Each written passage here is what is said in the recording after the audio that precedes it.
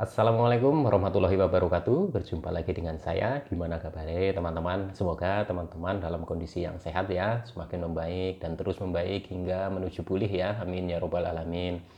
Oke teman-teman, untuk kesempatan kali ini saya masih membahas lagi bagaimana saya itu menghadapi gangguan asam lambung, GERD, dan anxiety berdasarkan pengalaman yang pernah saya alami ya teman-teman. Sebelumnya saya mau kasih tahu dulu, beberapa hari kemarin saya tidak upload video ya, tidak bisa membagikan motivasi-motivasi. Karena apa teman-teman? Karena saya alhamdulillah sedang sibuk ya teman-teman, dinikmati saja gitu ya, sudah sibuk dalam pekerjaan, nikmati saja ya teman-teman ya. Kebetulan juga saya itu sempat bersin-bersin terus, sudah gitu tuh beleken ya teman-teman, nggak nyaman sekali ya, tapi alhamdulillah sudah membaik ya.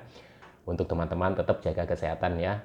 Oke, langsung saja topik kali ini adalah saya mau membahas ya beberapa hal itu yang menghambat kita itu cepat membaik ya teman-teman ya. Jadi ada beberapa hal yang menghambat kita itu untuk lebih cepat membaik ya teman-teman ya. Nanti kita uraikan ya teman-teman ya. Jadi untuk teman-teman ya yang sedang menghadapi gangguan asam lambung, GERD, dan anxiety ini ya teman-teman, yang sedang merasakan begitu banyak sensasinya, nggak usah khawatir teman-teman ya. Sensasi itu insya Allah nanti itu akan hilang satu persatu dengan kita itu membaiknya kondisi asam lambungnya ya teman-teman. Kondisi gangguan asam lambung, GERD, dan anxiety ini seiring membaik nanti sensasi itu akan semakin berkurang. Jadi nggak usah khawatir, nggak usah panik ya, kita butuh ketenangan ya teman-teman ya. Tetap tenangkan, bikin rileks saja ya teman-teman ya. Apapun ikhtiar teman-teman ya, entah berobat itu ke dokter ya, berobat herbal atau berobat ke hipnoterapi dan lain-lain ya, itu adalah bentuk ikhtiar kita teman-teman ya. Tapi tentunya teman-teman jangan lupakan ya 3P ya teman-teman ya. 3P selalu saya sampaikan karena apa? Karena ini juga faktor pendukung untuk kita itu bisa lebih cepat membaik ya teman-teman ya. Dan kita uraikan untuk beberapa hal yang menghambat ya teman-teman. Pertama itu adalah dari pola pikir kita ya teman-teman ya. Jadi waktu itu saya itu mengalami hal-hal yang seperti godaan ya teman-teman ya, seperti godaan gitu. Contohnya saya itu dalam menjalani 3P ya teman-teman. Godaannya apa teman-teman? Godaannya itu adalah waktu itu saya itu kan menjaga makanan ya teman-teman, menjaga makanan apa yang saya makan ya. Kalau sebelumnya itu apa saja saya makan ya teman-teman, apa saja saya makan, yang penting ada beberapa saja gitu yang saya pantang, tapi yang lainnya, yang gorengan, yang apa gitu masih saya makan, jajanan masih makan gitu ya teman-teman ya. Itu ternyata apa teman-teman, ternyata itu sensasi itu tidak kunjung berkurang ya teman-teman, tidak kunjung berkurang ya. Dan setelah saya itu menjalani banyak pantangan yang tentunya saya sudah konsultasikan ke dokter dulu ya. Waktu itu saya periksa ke dokter spesialis dalam ya, banyak list-list atau daftar-daftar makanan yang harus saya pantang itu ya teman-teman ya. Akhirnya saya pantang gitu. Nah, seiring berjalannya waktu, saya itu menjalankan ini ya teman-teman, menjalankan pantangan gitu ya. Alhamdulillah itu semakin membaik ya teman-teman. Walaupun tidak seketika itu ya, 1, 2, 3 minggu atau 1 bulan itu sensasinya itu hilang, itu enggak ya teman-teman. Itu berangsur-angsur gitu ya teman-teman ya. Berangsur-angsur itu hilang. Nah, apa sih yang menghambat ya teman-teman ya? Yang menghambat adalah godaan teman-teman. Ketika kita mulai menjaga makanan, otomatis berat badan kita itu akan turun ya teman-teman. Ketika berat badan kita akan turun, kita itu pasti banyak omongan ya. Kita itu banyak omongan teman-teman, banyak diomong gitu ya. Jadi ketika kita keluar rumah gitu, kita terlihat pucat, kok kita terlihat itu kurus, kok kamu kurus sekarang gitu ya, kok kamu kurus banget sih, kamu kenapa? Kita itu pasti akan panik. Nah, sedangkan sedangkan kalau kita itu mengalami panik, itu biasanya itu akan 1 atau 2 atau 3 hari atau 4 hari ke depan itu akan kerasa terus ya teman-teman, akan kerasa dan berpengaruh ke tubuh kita ya. Jadinya kita itu akan lama gitu ya, akan lama recovery-nya lagi. Jadi menurut saya ya teman-teman, apapun yang dikatakan orang lain kan tidak tahu ya apa yang sedang kita rasakan ya teman-teman. Kalau teman-teman memang sudah mulai konsisten ya, oke, memang saya itu perlu memantang makanan ini dan efeknya itu pasti berat badan itu akan turun. itu nggak apa-apa teman-teman, selagi kita itu merasakan perubahan yang bagus gitu, perubahan yang membaik. Contoh perubahan yang membaik adalah apa? Berkurangnya sensasi teman-teman. Jadi menurut saya turun berat badan itu nggak usah dikhawatirkan ya teman-teman, asalkan kita makan itu ya, walaupun banyak pantangan tapi tetap kita penuhi kebutuhan gizinya ya teman-teman ya. Contoh, kita tetap harus makan yang namanya protein ya teman-teman, entah itu ayam ya, entah itu ikan ya teman-teman, kita itu makan, cuma mungkin prosesnya aja yang berbeda gitu, proses masaknya ya teman-teman ya. Untuk buah ya tetap makan ya teman-teman ya. Untuk tahu tempe ya tetap makan ya teman-teman, cuma dengan proses yang mungkin kita harus bedakan dulu dengan sebelum-sebelumnya ya gitu. Kalau dulu saya itu sering dikukus dan direbus. Nah, di sini ya teman-teman ya, saya bilang faktor atau beberapa hal yang menghambat itu adalah biasanya seperti itu. Kita itu nggak kuat godaan, atau kita itu nggak kuat dengan omongan orang. Ketika kita itu dibilang kurus ya, kita sudah, oh iya ya, ternyata kalau saya mantang itu kurus gitu ya. Saya kalau kurus itu nanti diomong orang ini itulah. Jadi saya itu semakin panik gitu ya. Akhirnya nggak kontrol lagi makannya. Ya seterusnya akan seperti itu ya teman-teman. Nanti sensasinya itu nggak akan berkurang-kurang teman-teman ya. Nggak akan berkurang-kurang. Jadi sudah mulai membaik. Nanti makannya tidak dijaga lagi. Sensasi itu akan timbul lagi gitu ya teman-teman ya. Kalau teman-teman menanyakan ya berapa lama gitu ya, saya itu mantang makanan ya teman-teman, mantang beberapa makanan ya teman-teman, dengan proses makannya itu atau proses masaknya itu dengan direbus, dikukus ya, ya tetap ada bumbunya ya, sesekali itu tetap ada bumbunya, cuma yang nggak pekat sekali ya teman-teman ya. Tapi banyak sekali yang memang saya pantang. Kenapa saya pantang? Karena saya memang sudah diperiksa oleh dokter ya teman-teman ya, sudah diperiksa oleh dokter, saya mengalami gangguan asam lambung, saya ada GERD ya, saya ada anxiety-nya juga ya teman-teman, dan saya itu harus mantang beberapa makanan itu yang sudah di-list sama dokter ya, macam-macam itu ya teman-teman ya. Ya saya jalani konsisten, saya ikutin saja ya teman-teman.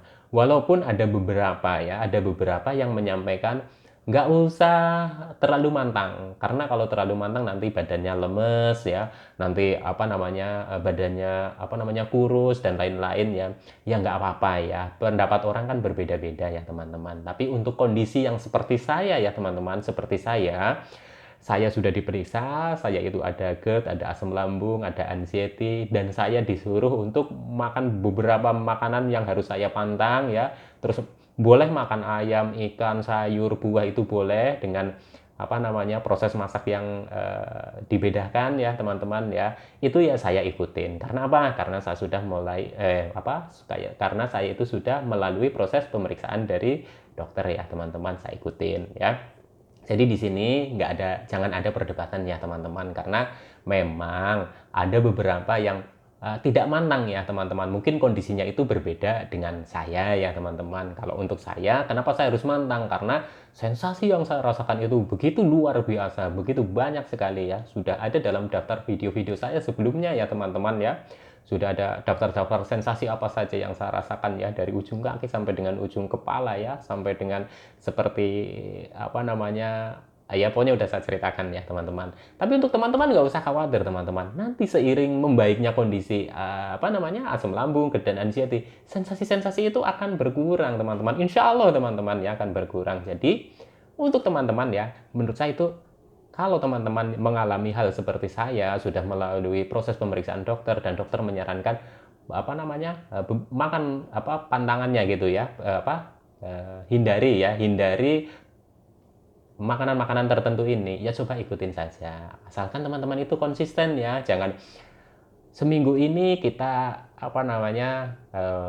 pantang, nanti seminggu lagi biasa lagi, nanti 2 minggu mantang, nanti seminggu balik lagi. Itu ya menurut saya itu nggak konsisten ya teman-teman. Nanti perubahannya juga itu akan tidak terlihat ya teman-teman ya. Menurut saya itu seperti itu. Jadi untuk teman-teman ya, nggak usah risaukan ya apa yang dikatakan orang. Yang penting target kita itu adalah apa?